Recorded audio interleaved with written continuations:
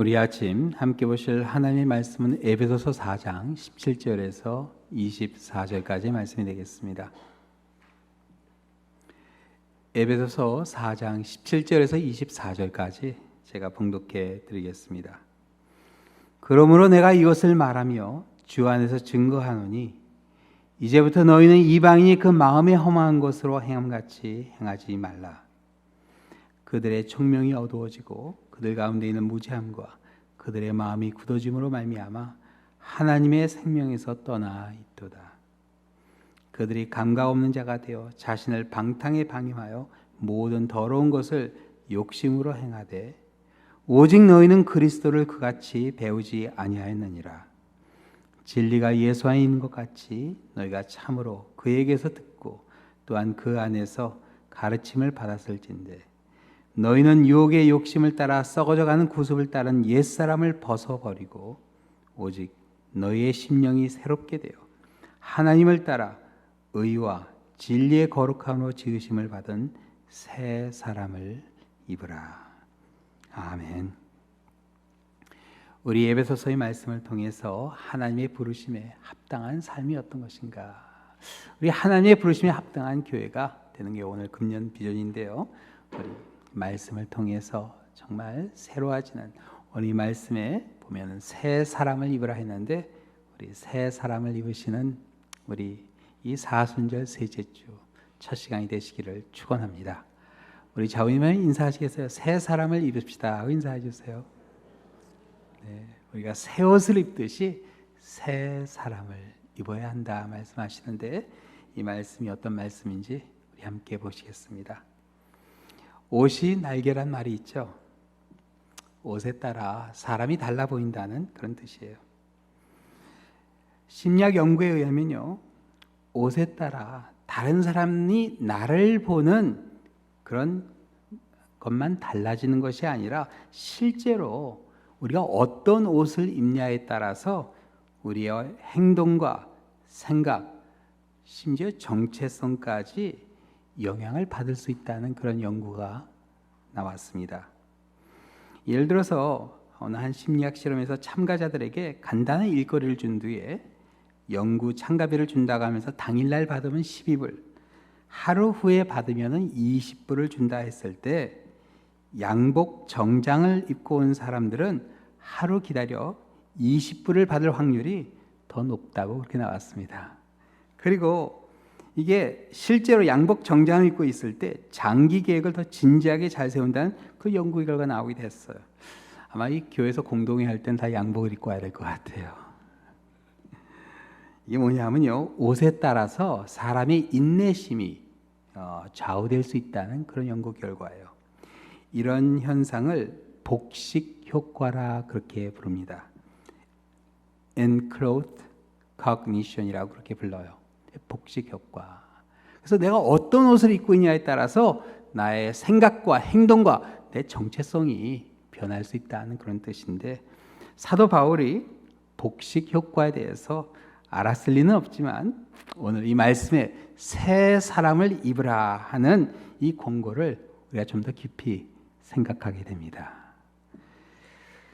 사도 바울이 고린도 교회 교인들에게는 새로운 피조물이 되었다 그렇게 선포한 적이 있어요.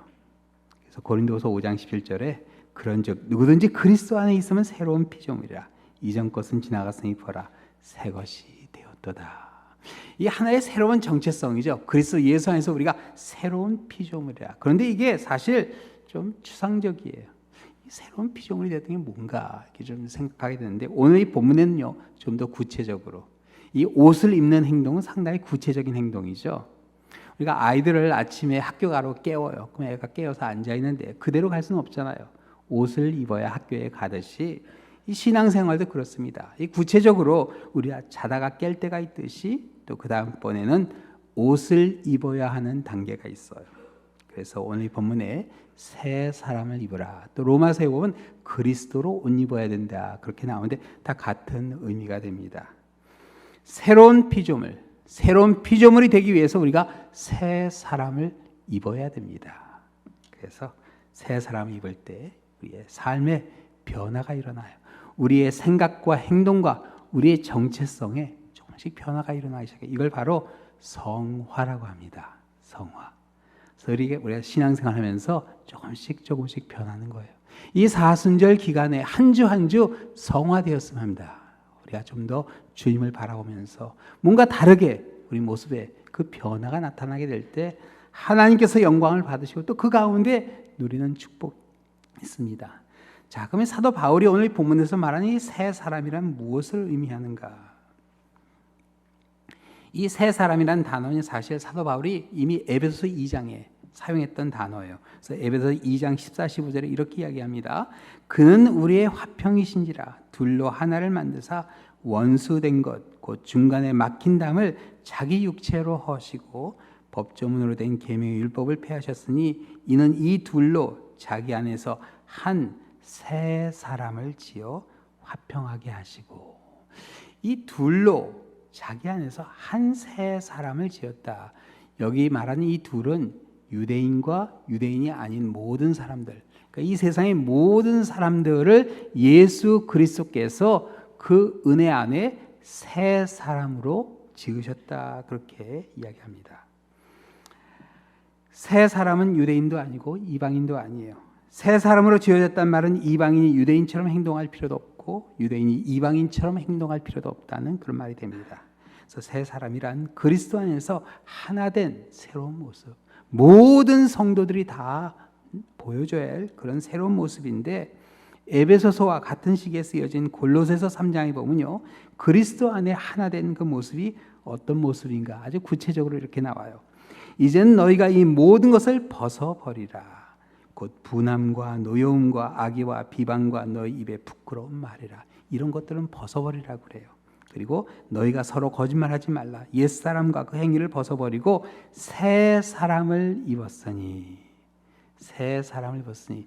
이게 다 옥중서신이라서 비슷한 시기에 쓰여진 그 서신이라서 에베소서, 골로새서 이게 다 비슷한 단어들이 사용됩니다. 새 사람을 입었으니 이는 자기를 창조하신 이의 형상을 따라 지식에까지 새롭게 하심을 입은 자니라. 거기에는 헬라인이나 유대인이나 할레파나 무할레파나 야만이나 수구다인이나 종이나 자유인의 차별이 있을 수 없나니 오직 그리스도는 만유시요 만유 안에 계시니라.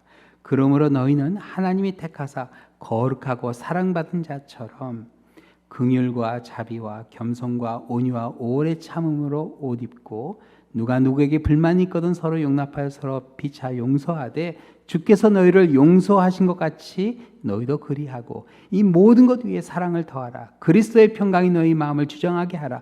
너희는 평강을 위하여 한 몸으로 부르심을 받았나니 너희는 또한 감사하는 자가 되라. 그리스도 안에서 하나가 되어 새 사람을 입은 성도란 긍휼과 자비와 겸손과 온유와 오래 참음으로 옷 입고 불만이 있어도 서로 용납하고 피차 용서하고 그 모든 것 위에 뭘 해요? 사랑을 더하는 성도다.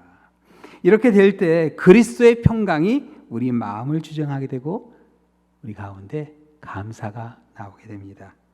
자, 그러나 우리가 이 새 옷을 입기 전에 어떻게 해야 할 게 있죠? 헌옷은 벗어버려야 되겠죠. 헌옷 위에 새 옷을 입는 사람이 어디 있겠어요? 더러운 옷 위에 새 옷을 입지 않겠죠. 그래서 옛사람을 벗어버리라. 그렇게 오늘 본문 22절에 우리 한번 같이 읽겠습니다. 너희는 유혹의 욕심을 따라 썩어져가는 구습을 따르는 옛사람을 벗어버리고 과감하게 그냥 벗어버려야 돼. 아, 이거 너무 아까운데 그게 아니라 이거 그래도 입고 있어요. 그게 아니라 과감하게 벗어버릴 수 있는 그런 결단이 필요해요. 뭘 벗어버려야 되죠? 유혹의 욕심. 유혹의 욕심. 이 욕심이란 다른 게 아니라 내 몫이 아닌 것에 탐을 내는 그런 마음이죠. 내 것이 아닌데 거기 탐을 내는 그런 마음. 이게 유혹이 돼요. 그 유혹될 때 사람들이요, 꼭 이렇게 보면 핑계를 댑니다. 또 그걸 정당화하기도 해요. 근데 그 순간 우리가 조심해야 돼요. 우리 주님께서는요, 3년 공생애를 맞으시고 제자들에게 사역을 맡기시고 승천하시죠. 참 이 과감한 모습이 아닐 수가 없어요. 그렇죠? 제자들이 참 부족했지만 제자들을 믿고 그들에게 사역을 맡겨 땅끝까지 내가 부활한 것을 증거하라. 그렇게 내 증인이 되어달라 부탁하시고 예수님께서 승천하셨죠. 그래서 예수님께서는 일할 때를 아시고 또 하시는 일을 내려놓을 때도 아셨어요. 이게 사실 그런 유혹이 있어요. 계속 하고 싶은, 잡고 있고 싶은 그런 유혹이 있을 수 있죠. 오늘의 미국을 미국으로 만든 아주 중요한 그런 시점이 있었어요. 바로 언제냐면요, 미국이 독립전쟁을 마쳤을 때였어요. 그때 이 조지 워싱턴이 그냥 모든 사람들이 존경하는 그런 영웅으로 딱 올라가게 되죠. 그때 많은 사람들은요, 특히 유럽에 있는 사람들은 다 워싱턴이 이제 나폴레온처럼 이제 황제가 되겠구나 그렇게 생각했어요. 당연히 다 그렇게 했거든요. 근데 참 놀랍게도요, 워싱턴은 다 내려놓고 그 유혹을 뿌리쳤어요. 그리고 이 나라를 국민의 손에 맡겼습니다. 이거 대단한 결단이에요. 사실 그 당시 사람들이 워싱턴에게 이 미국 지금 국회가 원체 엉망이니까 그냥 당신이 왕이 돼야만 이 나라가 흔들리지 않을 거야, 그런 말로 얼마나 유혹을 했는지 모릅니다. 그래도 그거 다 뿌리치고 이 나라는 국민이 세워갈 거다. 그래서 국회 모든 걸 다 넘기고 워싱턴 바로 그 밑에 포토미카 강가에는 자기 자택으로 가서 거기서 남은 여생을 보내게 되죠. 버넌 힐이라고 그래요. 워싱턴 근교에 가면 꼭 한번 가보면 좋습니다. 이렇게 가보면 이 국부의 참 그런 존경스러운 모습이 거기 많이 보이게 돼요. 그렇죠. 정당화할 수 있는 순간이었어요. 그래, 내가 없으면 이 나라가 안 돌아가지. 그래, 이 나라가 이렇게 엉망이 돼. 내가 조금만 더 하고 하면 되겠다. 그런 유혹이 충분히 있을 수 있는 상황이지만 그래도 그걸 내려놓았던 그 결단, 참 존경스럽습니다. 우리 믿는 사람들이 그런 모습이 되었으면 해요. 어느 한순간 내가 내려놔야 될 때는 내려놓는, 그러나 그냥 무턱대고 내려놓는 게 또 하나님께서 기뻐하시는 모습은 아닙니다. 독립전쟁이 끝나기도 전에 만일 워싱턴이 고향으로 돌아갔다면 미국은 독립하지 못했을 겁니다. 내려놓기 전에 하나님이 나에게 맡기신 일을 정말 내가 최선을 다해 하고 있는가, 이것 또한 중요한 일이 아닐 수 없어요. 누가복음 14장에 보면 예수님께서 제자의 도가 무엇인지 이렇게 설명을 해주십니다. 누구든지 자기 십자가를 지고 나를 따르지 않는 자도 능히 내 제자가 되지 못하리라. 너희 중에 누가 망대를 세우고자 할진대 자기의 가진 것이 준공하기까지 족할는지 먼저 앉아 그 비용을 계산하지 아니하겠느냐. 그렇게 아니하여 그 기초만 쌓고 능히 이루지 못하면 보는 자가 다 비웃어 이르되 이 사람이 공사를 시작하고 능히 이루지 못하였다 하리라. 우리 주님의 우리가 일꾼으로 세워지게 될 때는 정말 끝까지 순종할 마음의 그 준비를 하고 있지 않는다면 마치 망대를 세운 사람이 그것을 다 계산하지 않고 중도에 그만둔 것 같은 그런 모습이 된다. 그렇게 예수님께서 경고해 주셨습니다. 디모데후서에 보면 사도 바울은 디모데에게 그 직무를 다할 것을 간절히 공고하면서 이렇게 이야기했어요. 우리 한번 같이 읽겠습니다. 그러나 너는 모든 일에 신중하여 고난을 받으며 전도자의 일을 하며 내 직무를 다하라. 전제와 같이 내가 벌써 부어지고 나의 떠날 시각이 가까웠도다. 나는 선한 싸움을 싸우고 나의 달려갈 길을 마치고 믿음을 지켰으니. 하나님께서 우리에게 맡기신 직임이 있습니다. 디모데에게는 그 당시 에베소 교회를 섬기고 있는 그런 일이었죠. 쉽지 않은 일이었습니다. 그러나 다른 것에 욕심내지 말고 그 맡은 그 직임을 다하라, 그렇게 권고합니다. 사도 바울이 자기는 전제와 같이 벌써 부어졌다, 모든 걸 다 드렸다는 뜻이에요. 그렇죠. 하나님께서 우리 각 사람에게 맡기신 직임이 있습니다. 우리가 해야 할 일이 다 있어요. 그거 하나 놓고는 우리가 정말 끝까지 전제와 같이 부어지는 그 순간까지 갈 수 있는 그런 순종이 필요합니다. 디모데는 그렇게 선한 싸움을 싸우고 달려갈 길을 다 달려갔던 그런 귀한 주님의 종이었습니다. 새 사람을 입고 욕심의 유혹을 이겨낸 성도 또한 직무를 다하고 선한 싸움을 싸우며 달려갈 길을 마치고 믿음을 지킬 수 있어야 됩니다. 자, 그런데 이렇게 우리가 새 사람을 입고 섬기지만 한 가지 잊어서는 안 되는 게 있어요. 새 사람을 입고 우리가 섬기지만 아직 새 사람이 된 것은 아닙니다. 로마서 7장에 보면 사도 바울이 이미 사역을 마쳐갈 때도 그 마음속에 어떤 갈등이 있어요? 계속해서 죄와 싸움이 있었어요. 그 갈등이 있었어요. 그 마찬가지로 우리가 우리가 새 사람을 입었지만 그 죄의 소욕이 우리 가운데 있어요. 그래서 하나님께서 새 사람을 입혀주신 겁니다. 하나님은 항상 우리의 부끄러움을 감춰주셨어요. 그래서 창세기에 보면요, 죄를 지었던 아담과 하와가 나뭇잎으로 그들의 부끄러움을 가렸을 때 하나님께서 어떻게 해주시죠? 여호와 하나님이 아담과 그의 하나를 위하여 뭘 해주셨어요? 가죽옷을 지어 입히시느니라. 동물이 희생됩니다. 그들의 그 부끄러움을 가려주기 위해서. 그래서 가죽옷 입혀서 그들의 부끄러움을 가려주셨어요. 또 출애굽기에 보면요, 하나님께서 모세의 형 아론을 제사장으로 세우는데 옷을 입혀주십니다. 너는 물은 마음에 지혜 있는 모든 자 곧 내가 지혜로운 영으로 채운 자들에게 말하여 아론의 옷을 지어 그를 거룩하게 하여. 아론이 거룩하지 못했어요. 아론이 어떤 사람이죠? 금송아지 만들어 놓고 사람들에게 절하게 한 사람 아니겠어요? 아론은 제사장의 직분을 해서는 안 되는 사람이었어요. 그러나 그가 제사에 된 것은 100% 하나님의 은혜였습니다. 근데 하나님이 참 재밌으세요. 아론을 제사장으로 세우면서 아론이 원래 뭘 잘하는 사람이죠? 말 잘하는 사람이었어요. 근데 입을 막아버리셨어요. 제사장은 사람들이 와서 하는 얘기를 다 들어줘야 돼요. 얼마나 말하고 싶겠어요. 그런데 한마디도 못하게 하세요. 그리고 다 듣게 하시고 그 들은 걸 어떻게 해요? 하나님께 아뢰게 하셨어요. 하나님과만 대화하게 하셨어요. 그래서 하나님께서 아론의 그 부족함을 아시고 그 부끄러움을 아시고 그 부끄러움을 제사장의 옷으로 가려주셨습니다. 여러분, 하나님께서 우리에게 새 사람을 입혀주시는 것도 우리의 부끄러움을 가려주시기 위해서예요.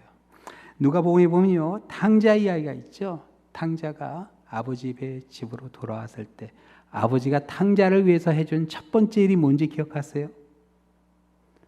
탕자를 안아주고 입을 맞춘 후에 가서 가장 좋은 옷을 내오라 그렇게 이야기했어요. 돼지우리에서 입고 온 옷을 벗기고 거기다가 이제 가장 좋은, 아니 목욕이라도 시키고 입혀야지, 아니 그렇게 하면 어떻게 하는데 아버지의 마음은요, 다른 사람들이 그 탕자의 그런 모습을 보는 걸 원하지 않았던 거예요. 그래서 감춰주시죠. 그래서 그 탕자 이야기를 통해서 그 아버지의 사랑이 어떤 사랑인가 하는 것을 우리에게 보여주십니다. 아까 읽었던 이 골로새 3장에 보면요, 우리가 쉽게 지나칠 수 있는 내용이 하나 나오는데 이렇게 나와요. 그러므로 너희는 하나님이 택하사 거룩하고 사랑받은 자처럼 긍휼과 자비와 겸손과 온유와 오래 참음으로 옷 입고. 아직은 거룩하지 않지만 거룩한 자처럼, 하나님께 사랑받은 자처럼 우리가 이렇게 행동하라 그렇게 이야기합니다. 새 사람을 입고 그렇게 행동하라는 얘기예요. 그러면은 우리 속 사람은 아직 온전치 못한데 그렇게 새 사람 입고 그렇게 행동하면 이게 가식이 아닌가 그렇게 생각될 수 있잖아요. 근데 아니에요. 가식같이 느껴질 수 있지만 이게 조금씩 변합니다. 변해요. 처음에 말씀드린 옷이 사람을 만든다는 그 연구 기억하시죠? 마찬가지예요. 사람이 만든 옷도 마음가짐과 정체성의 변화를 가져오는데 하나님이 주신 옷이 우리에게 어떤 변화를 가져올지 기대가 되지 않으세요? 오늘 읽으신 에베소서는요, 아까 잠깐 말씀드렸듯이 옥중서신이라고 해서 동시에 빌립보서, 골로새서, 빌레몬서가 써졌는데 그 내용들이 중복된 내용들이 좀 있습니다. 이 비슷한 시기에 쓰여졌기 때문에. 그래서 빌립보서에 보면 이런 말씀이 나와요. 우리 한번 같이 읽겠어요. 그러나 우리의 시민권은 하늘에 있는지라 거기로부터 구원하는 자 곧 주 예수 그리스도를 기다리노니 그는 만물을 자기에게 복종하게 하시는 자의 역사로 우리의 낮은 몸을 자기 영광의 몸의 형체와 같이 변하게 하시리라. 자, 새 사람을 입혀주셔서 우리가 하루하루 그런 새 사람의 모습으로 사는데 이 안에는 아직도 갈등이 있는 거예요. 그럼 우리가 언제 새롭게 되냐? 언제 새로운 창조물로 우리가 변화가 되냐? 그것은 마지막 때. 하루하루 그렇게 살아가지만 마지막에 어떤 역사가 일어나요? 여기 보면은 그는 만물을 자기의 복종하시는 자의 역사로 우리의 낮은 몸을 자기 영광의 몸의 형체같이 변하게 하시리라. 아직 새 사람을 입은 것뿐이지만 새 사람이 된 건 아니에요. 그렇지만 새 사람으로 변하는 것은 언제? 예수님께서 재림하실 때 우리의 이 낮은 몸을 예수님과 같은 영광의 몸의 형체와 같이 변화시켜 주신다. 이게 여러분 우리에게 있는 소망이요 희망입니다. 비록 지금은 내가 부족하지만 하나님께서 나를 변화시켜 주실 것이다. 그래서 우리 그때를 바라보시는 가운데 우리 새 사람 있고 맡기신 일에 최선을 다하시는 그런 여러분들이 되시기를 우리 주님의 이름으로 축원합니다. 기도하시겠습니다.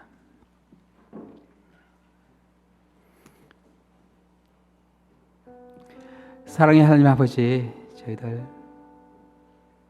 하나님 보시기에 너무나 부족한 그런 모습이지만 저희들에게 새 사람을 그리스도의 옷을 입혀주신 하나님의 은혜에 감사드립니다.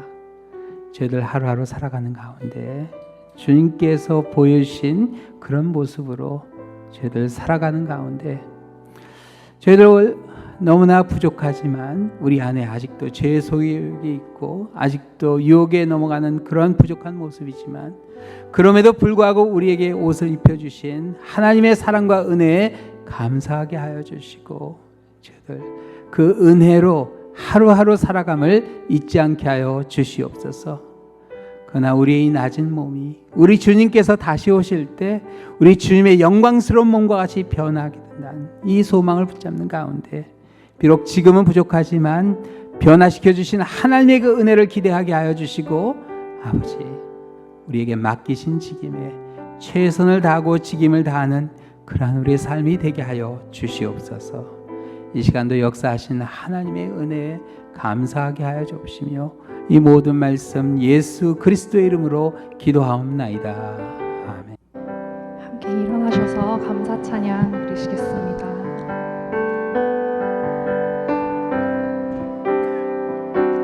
해 아래 새 것이 없나니 이 죄인 살리신 주 새롭게 된 이 피조물 주의 놀라운 권능 찬양하세 우리 주 오 주여 영광 받으소서